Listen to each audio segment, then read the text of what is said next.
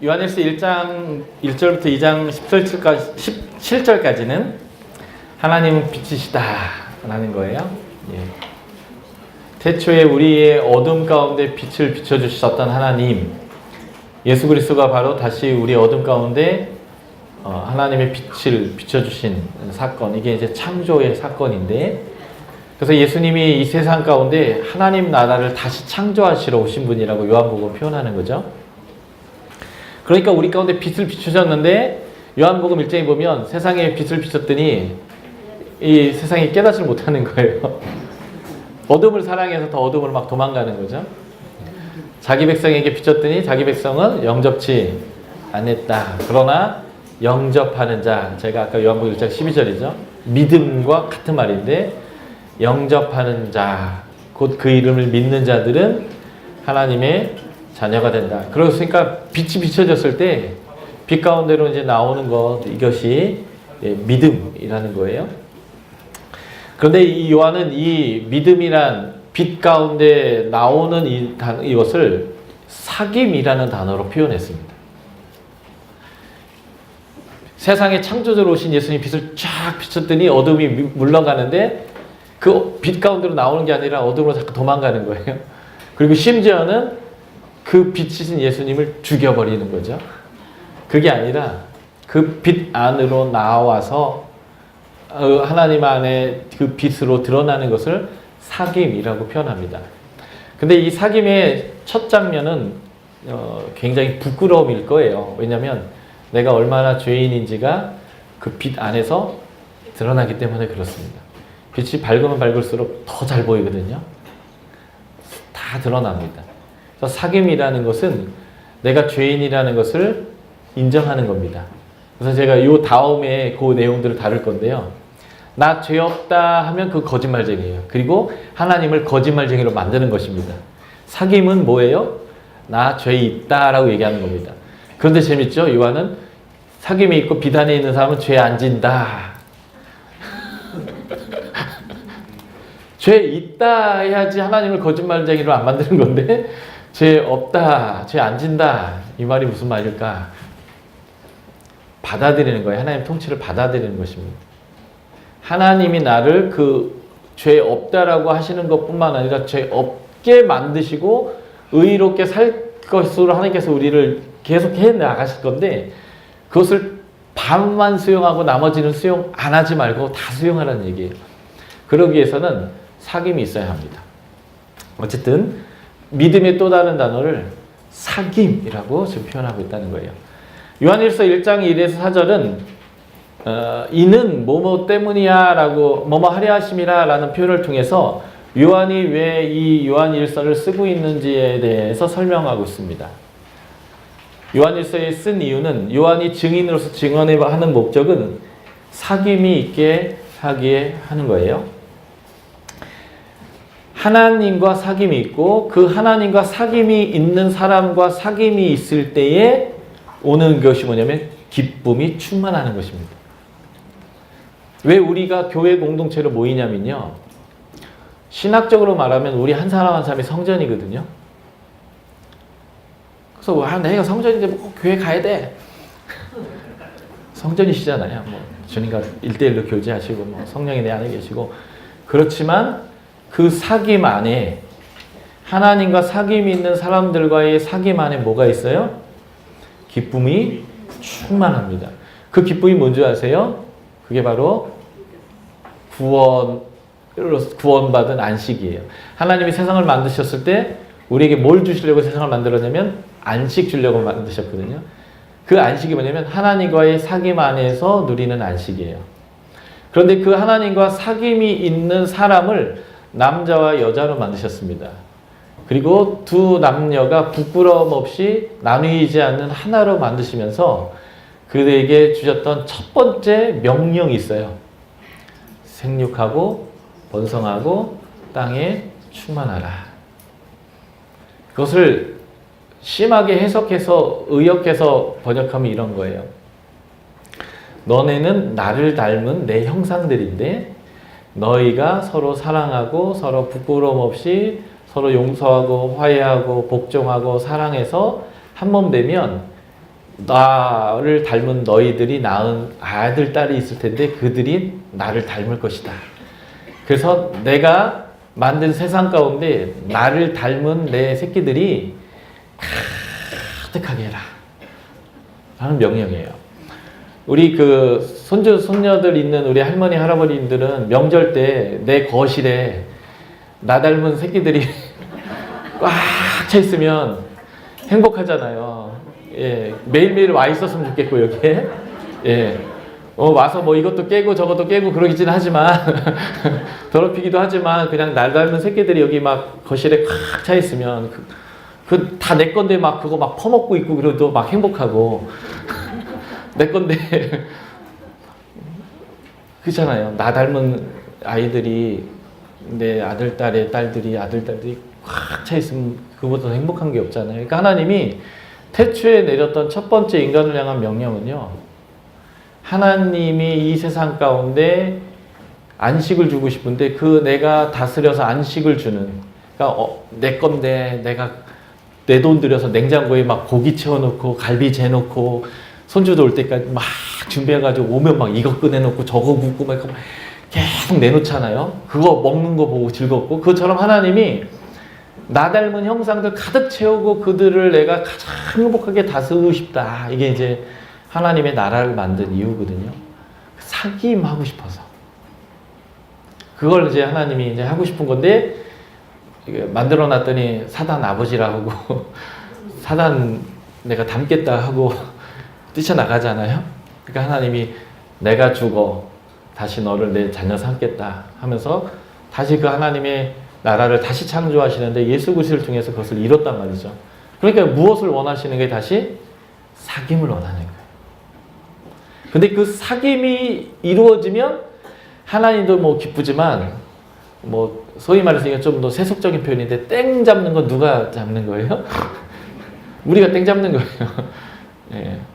사실 손주 손녀가 할아버지 할머니 집에 오면 진짜 엄마 아빠 안 된다는 거 다 되잖아요. 먹고 싶은 거 다 사주시고 뭐 갖고 싶은 거 막 사주시고 진짜 막 땡 잡는 거잖아요. 그런 것처럼 하나님과의 사귐, 그 사귐 있게 하기 위해서 이 책을 썼고, 사귐이 있으면 뭐가 있어요? 기쁨이 충만하다는 거예요. 하나님이 우리에게 주시고 싶어 했던 그거, 안식. 예. 이것이 이 요한일서를 기록한 이유다라고 말해주고 있습니다. 이런 식의 표현법들이 이제 2장에도 나오고 계속 나오는데요. 죄를 범하지 않게 하려 하라는 것이 2장 1에서 2절이에요. 이게 이 요한일서를 기록한 또 다른 이유인 거죠. 죄를 범한다라는 것은 하나님을 아버지 삼고 하나님을 주인 삼고 하나님과 사귐을 잇는 게 아니라 다시 사단을 주인 삼고 사단의 통치를 받고 그 안에서 괴로움 당하는 거거든요. 그러니까 지금 같은 말 반복이라고 봐도 돼요. 죄를 범치 않게 하기 위해서. 그리고 그 죄를 범한다 할지라도 우리 앞에는 대언자가 계시는 거죠. 바로 그게 예수님이다라는 거예요. 그래서 하나님이 그렇게까지 구원시켜줬는데도 계속 죄를 지면 뿔따구가 나서 여기저기서 막 번개 꺼내가지고 그냥 맞추려고 막 하는데 주님이 옆에서 쿡쿡 찌르는 거죠. 여기 못자국 봐라. 그래서 하면서 하나님한테 오면 이제 하나님이 화를 누그러뜨리시고 하나님이 다시 이제 좌장하시거든요. 우리를 죄를 범치 않게 하기 위해서 용서도 계속 하시는 거예요. 여러분들이 부모로서 자녀 키울 때 애가 굉장히 말썽 부리고 말 안 듣고 어디 내보내면 남 새끼 얼굴 때리고 오고 막 그러잖아요. 그래도 끝까지 사랑하는 이유가 뭐예요? 이 아이가 어느 순간 자라서 그런 모습이 아니라 또 다른 나를 닮은 형상을 만들어서 엄마 아빠 돼가지고 또 사람 하나 키우는 장성한 사람이 될 것이기 때문에 그걸 기대하고 끝까지 우리가 그 자녀를 책임지는 거 똑같은 얘기죠. 그래서 하나님이 단 한 번의 완전한 제사를 통해서 우리의 죄를 계속 용서하시는 이유는 죄를 무한정 지어도 내가 용서할 테니까 마음껏 지어라 라는 의미가 아니라 철들 때까지 끝까지 책임져 주는 거죠. 그러니까 하나님의 목적은 철들게 하는 거예요. 하나님과 진정한 사귐이 있게 하고 그 진정한 사귐에 기쁨이 넘치게 하고 그래서 다른 사람과 또 사귐이 있게 하고 그 다른 사람들이 또 그 하나님의 기쁨을 충만히 누리게 하는 그러한 장성한 자가 되게 하기 위해서 그것을 다르게 표현하면 죄를 범하지 않게 되는 것이죠. 2장 12에서 14절 보면 다음과 같은 것들도 알게 하기 위한 거예요. 죄가 예수의 이름으로 사함을 받았다. 태초로 계시니 아버지를 알았다. 너희가 악한 자, 흉악한 자를 이겼다. 이게 죄를 범하지 않는 것과 같은 표현이죠. 그리고 너희가 강하고 하나님 말씀이 너희 안에 거하신다라는 거예요. 다시 말해서 우리가 사단을 이겼는데 뭘로 이겼을까요? 말씀으로요. 요한계시록에서는 이걸 이렇게 배워요. 우리가 증언하는 증언과 말씀으로 이겼다. 우리가 뭘 증언할까요? 예수의 주되심. 예수가 우리를 용서하였다. 용서, 사랑. 사단은 우리가 용서, 사랑 이렇게 하면 쓰러져요. 우리가 화를 내도 합당할 만한 상황에서 화를 내는 게 아니라 사랑하겠다 결정하고 용서한다 이렇게 하는 그 순간 사단이 완전 쓰러져 버려요. 네. 우리가 이겨버려요, 그냥. 그러면 예수가 그렇게 우리를 이기게 하셨기 때문에 우리가 예수 방식 그대로 용서하고 사랑하기로 결정하는 그 순간 사단은 막 맥이 풀려가지고 그냥 확 주저앉아 버리거든요. 너희가 강하다는 거예요. 그 강한 이유가 뭐냐면 말씀 때문에 강한데 그 하나님의 말씀의 핵심은 하나님은 사랑이시다. 하나님은 의로우시다. 하나님은 빛이시다. 하나님 안에 생명이 있다. 이 얘기인데 우리는 무지하게 강합니다. 그래서 마지막 5장 13절에 보면 너에게 영생이 있음을 알기 위하여서 이 책이 기록되었다는 거예요. 그래서 요 두 슈트만 봐도 요한일서는 다 본 거예요, 사실은. 요것만 여기 딱 마음에 새겨도 여러분들은 요한일서를 다 봤다라고 볼 수 있습니다. 그래서 요한일서에 쓴 증언하고 전하는 이유와 내용은 예수님이 생명의 말씀이고 영원한 생명이고 태초에 있었던 창조주고 아버지와 함께 있다가 나타나셨는데 그 목적이 뭐냐면 죄를 없이 하려고 마귀를 멸하려고. 그래서 우리가 사단하고 싸워서 이길 수 있고 우리가 죄를 짓지 않을 수 있다라는 것입니다. 근데 이것을 요한은 실제적으로 경험하고 그 경험한 것을 말하는 것이니까 이것은 참이다, 거짓 아니다, 받아들여라 이렇게 말하는 것이죠. 그래서 요한일서 1장에 아주 핵심적인 건 이거예요. 하나님은 빛이다. 어둠이 조금도 없다. 그래서 하나님과 사귐이 없는 것과 하나님과 사귐이 있는 이 차이를 우리가 확실히 아는 거죠. 사귐이 없는 사람의 모습은 어둠 가운데 있습니다. 빛이 비쳐도 어둠으로 자꾸 겨들어요. 무슨 바퀴벌레 숨듯이요. 진리를 행하지 않습니다. 그리고 스스로 죄가 없다고 해요. 감옥에 가면 나 죄도 있다고 얘기하는 사람 별로 없다고 그러잖아요. 다 억울하다고만 얘기하고요. 죄 없다 합니다. 진리가 그 속에 있지 않고요. 범죄하지 않았다 하고요. 말씀이 그 속에 있지 않습니다. 그러니까 계명을 지키지 않고요. 진리가 그 마음속에 있지 않아요. 진리, 말씀, 진리가 없고 행하지 않습니다. 이게 어둠의 굉장히 중요한 특징이에요. 그리고 형제를 미워합니다. 아버지의 사랑이 그 속에 있지 않기 때문에 그렇고 세상을 사랑합니다. 이 특징이 완전 바뀌어요. 어떻게 바뀔까요? 하나님이 사랑이시고 하나님의 사랑을 우리에게 보이시기 때문에 그래요. 그래서 우리는 진리를 행하고 빛 가운데 행하고 진리와 말씀이 우리 속에 있고 계명을 지키고 말씀을 지킵니다. 그게 어떻게 나타나냐면 이 파란색이 바로 하나님이 우리에게 그 사랑을 보이셨기 때문에 그래요. 그러니까 사단에게 우리가 이기는 방법이 이 방식으로 우리가 용서하고 사랑하면 이쪽에서 이쪽으로 사람들이 넘어오게 되는 거예요.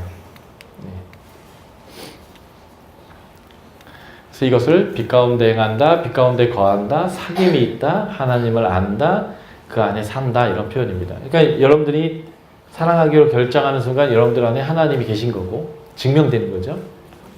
여러분들이 용서하기로 결정하는 그 순간 여러분들은 이미 빛 가운데 걷고 계신 거예요. 죄가 우리를 이길 수 없는 상태가 되는 것이죠. 이러한 빛 가운데 거하는 삶, 진리를 아는 삶이 가능한 근본적 이유는 예수가 이런 분이시기 때문인 거예요. 예수가 우리에게 이런 분이 되어주셨기 때문에 가능한 거죠. 절대적으로 우리의 어떠함에 기반하지 않아요.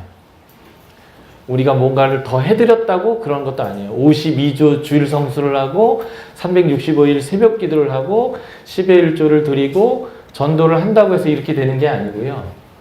그것은 내가 하나님과의 사귐과 하나님과 동행하고 그 빛 가운데 거하는 게 좋아서 우리가 하나님과 관계하는 거고, 그거에 의해서 이렇게 우리가 있는 것이 아니라 절대적으로 우리가 빛 가운데 거하고 그렇게 하나님 안에서 강한 자가 될 수 있는 방법은 오직 예수가 이런 분이기 때문에 우리가 그럴 수 있다. 그래서 예수가 이런 분인 것을 알면, 믿으면, 영접하면 우리가 그 다음에 영생의 삶이 누려지는 것이다 라고 하는 것입니다. 그분을 아는 게 그래서 제일 중요한 거죠. 자, 두 번째, 2장 18절에서 3장 10절까지는 하나님은 의로우시다 라고 말씀하십니다. 그래서 그 의 안에 거하라 라고 표현해요. 의 안에 거한다는 것은 의로운 자를 알므로 의를 행한다 라는 말과 같은 말이 됩니다. 그런데 이 의로운 하나님과 정반대의 쪽에 있는 존재가 있어요. 그게 바로 적그리스도입니다. 이 적그리스도는 마지막 때에 일어날 거예요. 그리고 이미 일어났다 이렇게 표현합니다. 단수가 아니라 복수로 많은 적그리스도가 일어났느니 이렇게 얘기합니다.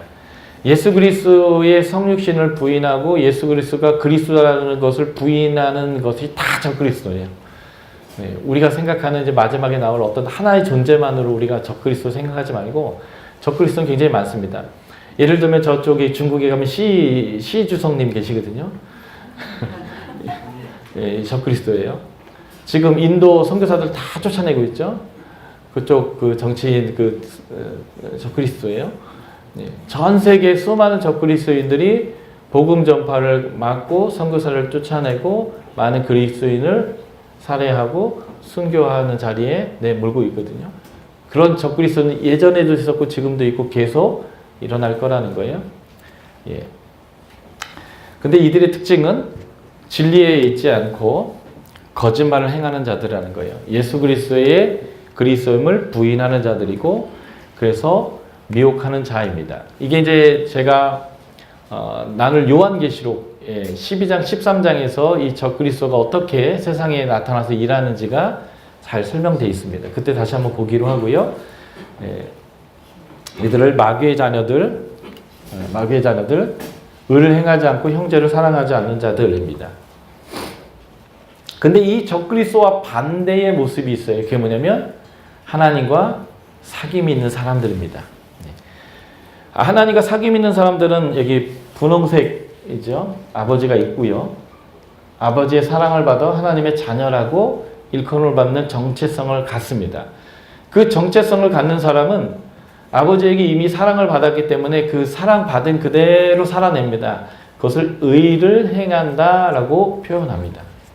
아버지의 기준을 내 기준으로 삼았다라는 것을 의롭다라고 표현하시면 되겠고요. 의롭다라는 것은 하나님하고 무지무지 친하다 이런 의미와 같은 의미가 있습니다. 친하다, 그렇게 산다. 친하다, 그렇게 산다 이런 거죠. 그래서 그렇게 살기 때문에 하나님이 그들 안에 거한다라는 이 거함이라는 단어가 계속 사용되고 있고요. 자, 여기 파란색 중요하죠.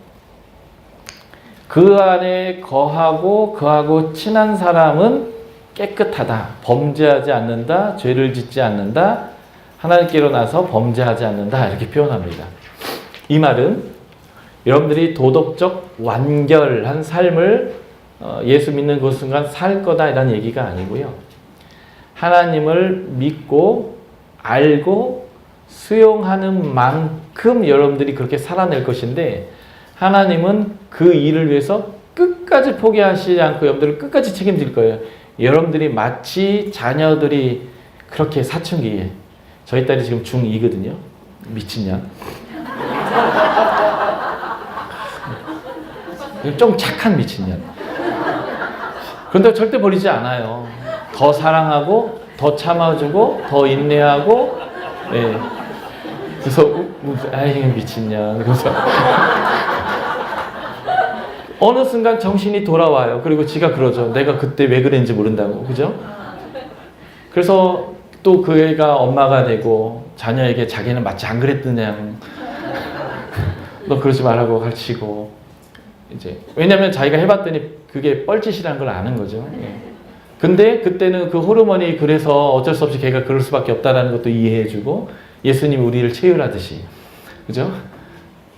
그러니까, 그렇게 인내해주고 사랑해주면 그 정신 나간 애 같은 애가 어느 순간 엄마가 되고 아빠가 돼가지고 다른 사람의 인생을 끝까지 책임져주고 보증해주고 끌어주고 용납해주고 그래서 그 한 생명을 또 다른 부모가 될 수 있는 온전한 사람으로 만들어내잖아요.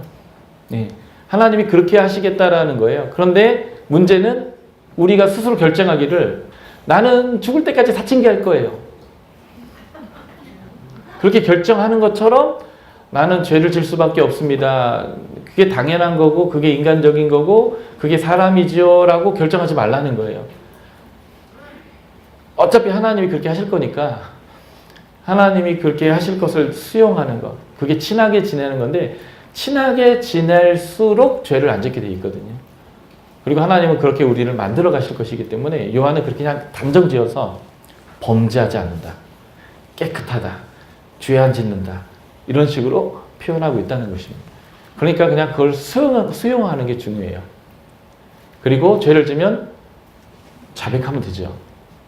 용서해 줄 거니까. 그거는 백지수표, 마음껏 죄질하는 백지수표가 아니라 끝까지 나를 책임지겠다는 하나님에 대한 나의 믿음이거든요. 자녀가 부모가 한번 화낸다고 해서 이제 나 버려졌구나 하고 집 나가고 그러지 않거든요. 우리 부모가 화나셨구나. 이걸 싫어하시는구나. 이건 하지 말아야지 하고 그 다음에 또 하지만 하지 말아야 되는구나를 계속 배워나가는 거잖아요. 예. 그래서 하나님께 속한 자는 의를 행하고 형제를 사랑한다 라고 표현한 겁니다. 이러한 삶이 가능한 이유가 뭐예요? 예수가 이렇기 때문에 그래요. 우리가 어떠한 게 아니고 지금 계속 패턴이 그래요.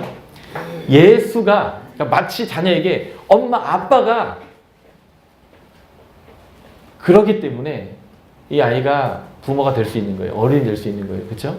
예수는 의롭고 깨끗하고 죄가 없고 마귀를 없애기 위해서 나타났고 마귀를 멸하러 나타나셨고 그래서 그 마귀가 우리를 다스리지 못하도록 이미 권한을 뺏어버렸고 그리고 우리에게 더 높은 권한을 주셨기 때문에 우리가 이 앞에서 봤던 이 긴 목록이요. 15가지. 적그리스도와 반대된 모습, 하나님과 사귐이 있는 이 모습이 가능하단 말이에요. 여러분들이 의로워서 가능한 것도 아니고 여러분들이 의지가 강해서 가능한 것도 아니고 여러분들이 120데시벨 이상으로 쭉 하고 기도를 많이 한다고 해서 되는 문제가 아니에요.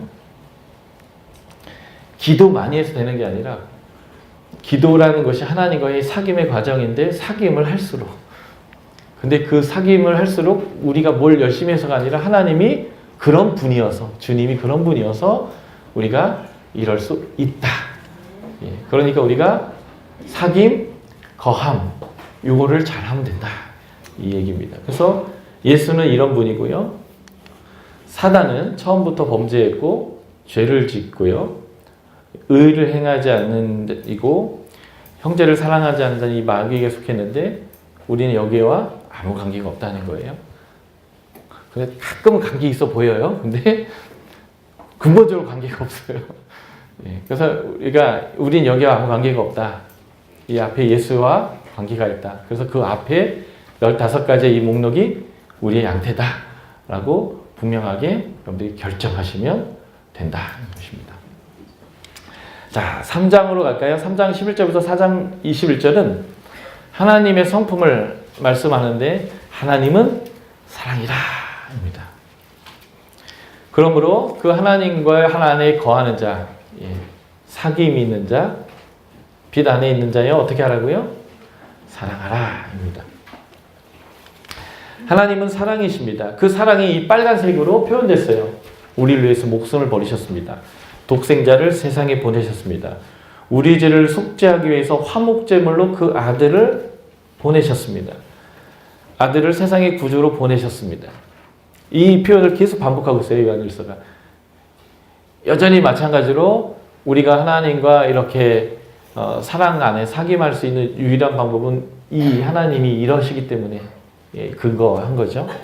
그래서 로마서 5장 8절은 이렇게 표현했어요. 이걸 통해서 우리를 향한 자기의 사랑을 어떻게 하셨다고요? 확증하셨다고요. 예. 그러니까 우리는 확실한 거니까 아멘 하고 받아들이면 된다 이 말이죠. 그래서 우리가 이 하나님이 사랑이시고 이미 하나님의 사랑이 확증됐고 우리에게 명확하게 증명됐고 드러났기 때문에 어떻게 해야 되느냐? 서로 사랑하라. 이 얘기는 처음부터 들은 얘기다. 예수님이 요한에게 마가다락방에서 마지막 만찬할 때도 내가 너에게 새 계명을 주노니 서로 사랑하라. 원래부터 있었던 말이라는 거죠. 그래서 예수가 우리에게 한 것처럼 우리도 형제를 위하여 목숨을 버리는 것이 마땅하다. 사랑하는 자들 우리가 서로 사랑하자. 그리고 이 네 번째죠. 우리도 서로 사랑하는 것이 마땅하다. 근데 이 마땅하다라고 하는 헬라어가 이 빨간색 헬라어인데요. 이 헬라어의 1차적 의미가 빚지다. 빚은 당연히 갚아야 되는 것. 의무다 이런 뜻이에요.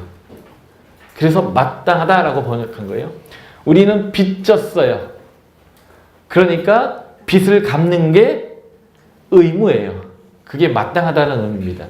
그래서 예수님이 비유로 이런 비유를 드렸죠. 1만 달란트를 우리가 빚졌는데 탕감 받았어요.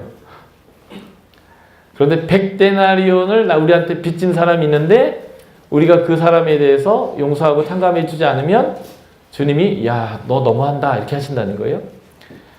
이 한 달란트는 그 당시로 계산하면 한 사람의 20년치 월급이에요. 한 달란트가. 1만 달란트는 20만 년치 월급이에요. 그러니까 우리가 갚을 수 없는 돈이란 뜻이에요. 왜냐하면 20만 년을 사는 사람이 없기 때문에 그래요. 길게 살아야 80년, 100년을 사는데 아기 때부터 월급 받지 않거든요. 또 어느 나이가 되면 월급을 못 받아요. 또 은퇴해서. 그러니까 우리가 끽 해서 낼 수 있는 거라고 해봐야 뭐 60년의 월급을 낸다면 많이 내는 거잖아요. 그런데 우리는 이 60년 정도의 월급을 하나도 안 쓰고 다 낸다 한들 2만 년치의 월급을 갚을 능력이 없어요.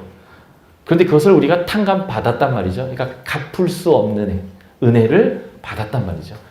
그런데 100데나리온은 얼마예요? 100일치 월급. 한 데나리온이 하루 월급이니까요. 노동자의.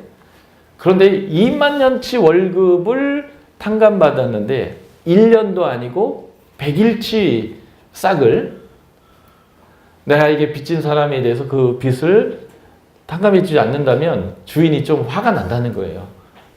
그래서 우리가 사랑하는 것이 빚이니까 당연히 해야 한다라는 표현이 여기서 마땅하니라 이렇게 표현하고 있습니다. 너무 많은 은혜 받았으니까 조금만 나눠라 이런 뜻이죠. 이게 서로 사랑하라 라는 의미입니다. 그래서 여기 보면 사랑하는 자들 우리가 서로 사랑하자. 이번에 보면 우리도 형제들 위하여 목숨을 버리는 것이 마땅하니라 이렇게 표현하는데요. 그래서 이 사랑을 주고받고 나누는 것을 하나님은 가정을 통해서 훈련시켰습니다. 가정. 남편과 아내. 에베소서 5장 21절부터 6장 9절까지가 가정 규례인데요. 남편은 아내를 사랑하는데 최소한 이만큼 사랑해야 되고 최대치는 이만큼 사랑해야 된다 이렇게 기준을 정해줬습니다. 최소치가 뭔지 아세요? 네 몸을 아끼는 것만큼 사랑해라 이렇게 했습니다. 그래서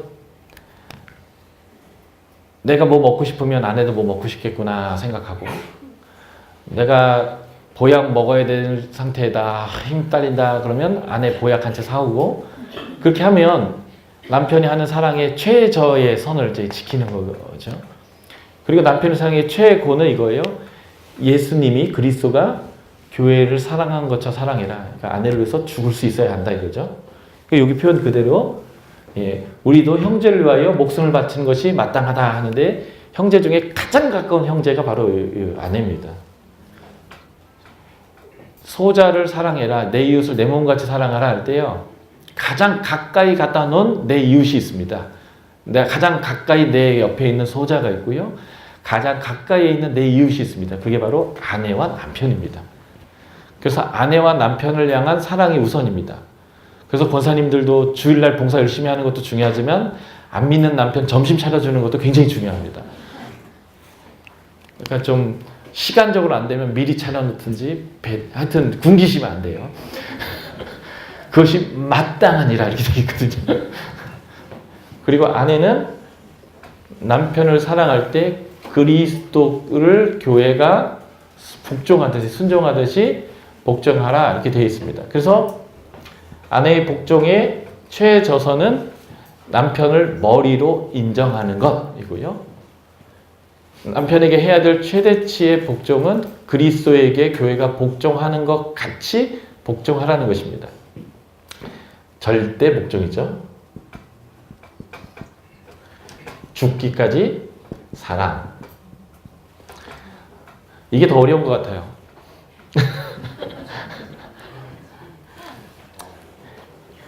그냥 까라면 까지 하고 순종하는 건 좀 날 수 있는데, 사랑을 죽을까까지 하면, 사실 억울하다 생각하지 마시라고 이제 아내들고 제가 그냥 이렇게 표현하는 건데, 그 말이라는 얘기죠.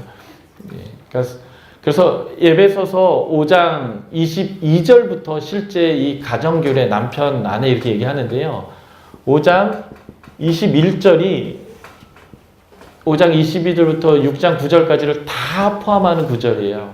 이게 뭐냐면, 그리스도를 경외함으로 피차 복종하라. 그러니까 남편도 아내에게 복종하고 아내도 남편에게 복종해야 된다는 얘기를 대전제로 깔고, 이 당시에 남자들이 주권자였기 때문에 가정에서 이렇게 표현해주고, 그 당시에 여자들이 섬기는 그런 위치여서, 요즘은 이제 거꾸로죠. 아직 안 바뀌었나요? 저희 집은 거꾸로인데. 거꾸로이기 때문에 요즘은 남자 남편들을 연약한 그릇으로 여기시고 사랑해줘야 합니다. 그것이 마땅하다다. 그게 빛이다. 이렇게 표현하는 거고요. 그래서 너무 중요한 단어죠. 하나님은 사랑이십니다. 그래서 남편도 아내 사랑하고요, 아내도 남편 사랑하고요, 부모는 자녀를 사랑하고 자녀도 부모에게 사랑을 해야 되는데, 이것을 주의 교훈과 훈계로 양육하라, 부모의 복종해라, 뭐 이런 식으로 표현하는 거예요. 그냥 표현법은 달라도 다 그리스도를 경외함으로 남편도 아내도 부모도 자녀도 주인도 종도 피차 복종하는 관계입니다. 요즘은 종이 없죠. 그러니까 사장님과 직원, 이렇게 해서 서로 피차 복종하는 관계를 보여주면 되는데, 이것이 빛이다, 마땅하다 이렇게 표현하고 있습니다. 그래서 사랑하는 자와 사랑하지 않는 자로 딱 나누는 건데요, 형제를 사랑하는 자는 사망에서 옮겨 생명으로 들어갔다. 형제 사랑하는 자는 그의 계명을 지키고 그 앞에서 기뻐하는 것을 행한다. 하나님 기뻐하는 게 바로 사랑하는 거예요. 그리고 계명을 지키는 자는 주 안에 거하고 주는 그 안에 거하신다. 사랑한다, 계명을 지킨다, 이거 막 섞어 써도 같은 말이에요. 그래서 여기 파란색 계속 계명을 지키는 것과 그 안에 거하는 것을 같은 표현을 쓰고 있어요. 그래서 하나님 안에 거한다, 계명을 지킨다, 사랑한다, 막 섞어 써도 같은 말이다. 이제부터 같은 말이라고 생각하세요, 여러분들이. 하나님한테 지켜야 될 계명을 한마디로 딱 정리하면 뭘까요? 사랑하는 겁니다. 그게 계명을 지키는 거고요, 그게 하나님께 거하는 거고요, 그게 사귐이 있는 것입니다. 그런데 사랑하지 않는 자는 악에 속했고요. 사망에 머물러 있고요. 살인하는 자이고요. 생명이 그 속에 거하지 않고 하나님을 알지 못합니다. 왜 살인하냐고 얘기하냐면요. 예수님은 율법의 해석자로 완성자로 오셨는데 그 완성자로 오신 예수님이 마태복음에 표현돼요. 그래서 마태복음 5장, 6장, 7장 뭐라고 표현해 우리가? 산상수훈.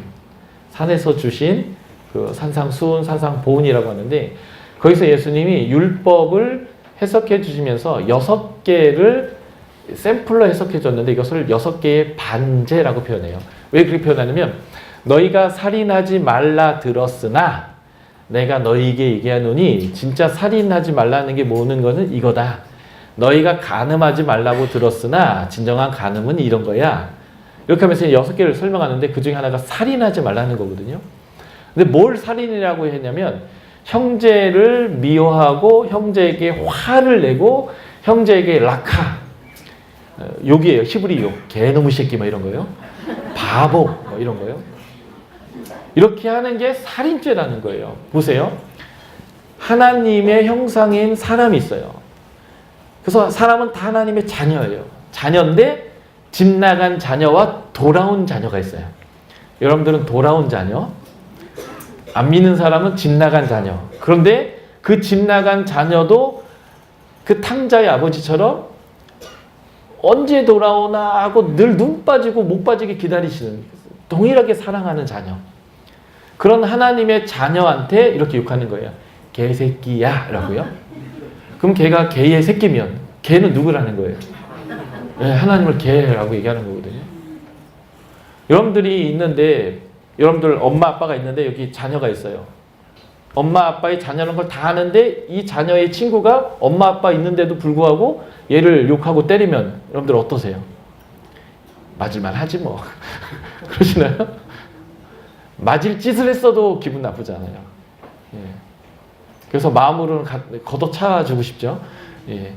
그러니까 내 자녀를 누가 그렇게 함부로 대하면 화가 나잖아요. 그러니까 하나님 뭐라고 얘기하냐면 사람에게 함부로 화내고 미워하고 욕하는 걸 살인죄 취급하겠다는 거예요. 다시 말하면 살인죄란 하나님의 형상인 사람을 존중히 대하지 않는 삶과 태도와 가치를 살인으로 규정해 버리시는 거예요, 하나님. 그걸 뒤집어 말하면 어떻게 해야 돼요? 살인죄 안 지려면 사랑하고 용서하고 용납하고 나눠주고 자격이 없지만 왜 그렇게 해야 될까요? 자격이 없는 내가 그 은혜를 입었으니까. 그래서 살인하는 자, 형제 사랑하지 않는 자, 계명을 지키지 않는 자는 살인자다라는 거예요. 하나님이 사랑하는 사람을 사랑하면 생명이 그에게 흘러 들어가겠지만 나에게 이미 잃은 생명이 흘러 들어가겠지만 하나님이 사랑하는 자를 미워하는 것은 하나님이 기뻐하지 않는 것이고 그것을 하나님이 규정하기를 살인죄다라고 말하고 있다는 것입니다.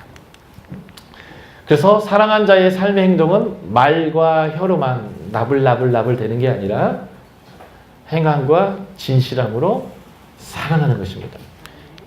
지갑의 회개가 이루어지는 것이고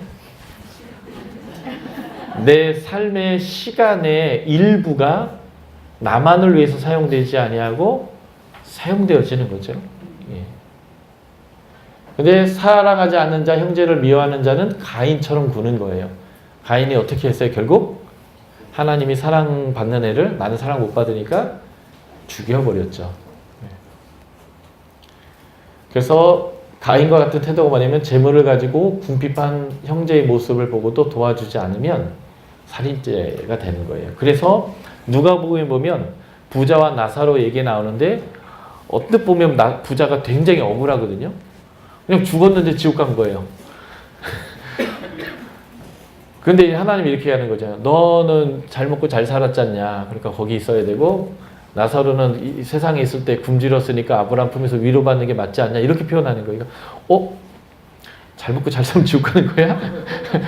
이렇게 생각이 들 수 있는데 그게 아니라 하나님이 충분히 먹을 것을 부어주셨는데도 불구하고 잘 먹고 잘 사는데도 불구하고 내 옆에서 굶고 헐고 그래서 걔가 그 헌대를 핥고 있는 빈궁한 삶을 보면서도 냅뒀다가 죽게 만들어 놓으니까 그게 지옥을 간 이유가 돼버렸단 말이죠. 예. 그러니까 여러분들 그 세상의 모든 병자를 책임져라, 모든 가난한 자를 책임져라 그런 얘기 절대 아니에요. 하나님이 충분히 먹을 걸 주시고 충분히 여러분들에게 주신 것 중에 작은 것들을 나눠서 흘려보내면 지옥까지는 안 가는 거예요. 여러분들에게 세상을 책임지라는 얘기가 아니라 하나님이 마음을 두고 있는 긍휼히 여기고 사랑하고 불쌍히 여기는 자를 동일한 마음을 갖고 나의 일부를 그렇게 내 시간을 나의 재능을 나의 돈의 일부를 그렇게 하나님이 기뻐하는 것에 흘려보내는 것 그것을 요구하시는 거지 뭐 우리 보고 세상을 구하라고 그건 예수님이 하실 일이고 우리가 세상을 구할 수는 없어요. 그냥 우리는 사랑받은 대로 그분이 기뻐하는 대로 같이 기뻐하고 그분이 관심 갖는데 같이 관심 가져주고 그분이 선하다고 하는 거 나도 선하다고 인정하고 그냥 그렇게 주인을 따라가는 정도만 하면 하나님이 충분하다라고 말씀하시는 거죠. 어쨌든 부자와 나사렛 얘기가 그 얘기를 하는 거고요. 이렇게 말과 혀로만 사랑하지 않고 행함과 진실함으로 사랑하는 사람이 결국 어떻게 돼요? 복을 받는 거예요. 마음이 주 앞에서 굳건하게 되고 담대함을 얻고 담대함을 가지고 그래서 그 담대함으로 두려움을 쫓아내고 그 두려움을 쫓아내니까 또 주님이 걷는 길에 걸어갈 수 있고 그죠? 엄마 치맛쟁이를 붙잡고 일보도 못 떠나는 그런 자녀가 아니라 부모의 사랑을 충분히 받으니까 엄마 거기 있는 줄 알고 저기까지 뛰어갔다 오고 저기서 가서 놀고 엄마 저기 있는 거 다 아니까 그냥 든든하니까 담대함으로 하고 그래서 사랑을 많이 받은 애들이 사랑을 또 잘 주고 또 사랑을 받을 때도 잘 받거든요. 그처럼 담대해진다. 이게 이제 복이다라고 표현하고 있습니다. 그래서 요한일서 4장 15절부터 4장 16절, 4장 11절, 3장 24절을 보면 하나님 안에 거하는 거에 대해서 계속 얘기하는데 그 하나님 안에 거하는 모습이 뭐냐면 예수를 하나님 아들로 시인하면 그 하나님에 거하는 거고요. 우리 사랑하시는 사랑을 알고 그 사랑 안에 거하면 거하는 거고 서로 사랑하면 하나님 안에 거하는 거고 계명을 지키면 주가 우리 안에 거하세요. 그러니까 지금 예수를 하나님 아들이라고 시인하는 것 하나님의 사랑을 받고 사랑 안에 거하는 것 그리고 다른 사람을 사랑하는 것 계명을 지키는 말은 같은 말이다 이런 뜻이에요. 그러니까 요한의 말은 중언부언 같긴 하지만 중언부언이 아니라 강조하면서 우리의 삶을 어떤 양태를 보여줘야 하는지를 계속 말하고 있다라고 하는 것이죠.